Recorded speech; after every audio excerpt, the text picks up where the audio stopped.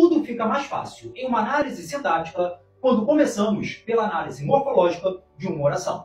Como ficaria a análise morfológica da frase "Os candidatos entregaram a prova preocupados"? Observe que entre as palavras os e candidatos, candidatos dá nome. Logo, esta palavra é enquadrada na classe gramatical dos substantivos.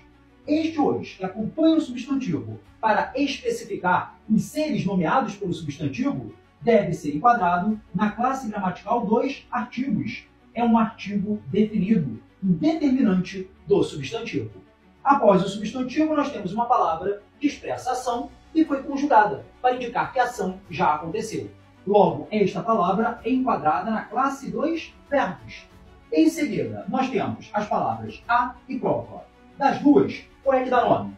Prova. Logo, prova é um substantivo.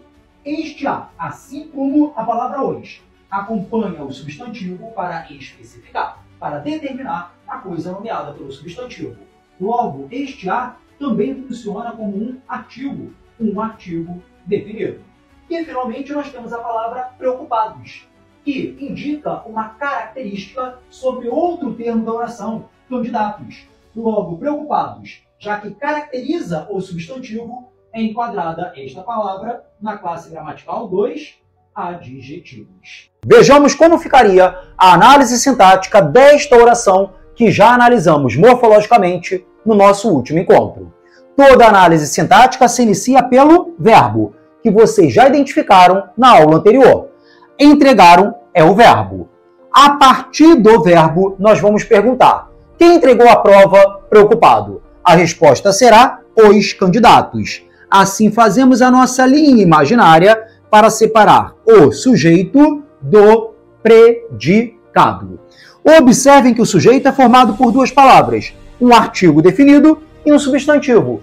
Qual é a palavra que traz a informação substancial sobre a qual recai a declaração do predicado? É a palavra candidatos, que funciona, por isso, como o núcleo do sujeito. Junto do núcleo, temos o artigo definido. Artigos que acompanham o núcleo de um termo da oração funcionam sintaticamente como adjuntos adnominais. Logo, nós temos aqui um sujeito formado por um adjunto adnominal e um único núcleo, o que faz deste sujeito um sujeito simples. Agora é a hora de analisar a estrutura do predicado, que se organiza em torno deste verbo, entregaram. Se eu disser para vocês apenas, os alunos entregaram, vocês vão me perguntar, entregaram o quê? Isso indica que este verbo exige um complemento obrigatório. Ele é um verbo transitivo. Quem entrega, entrega algo, alguma coisa.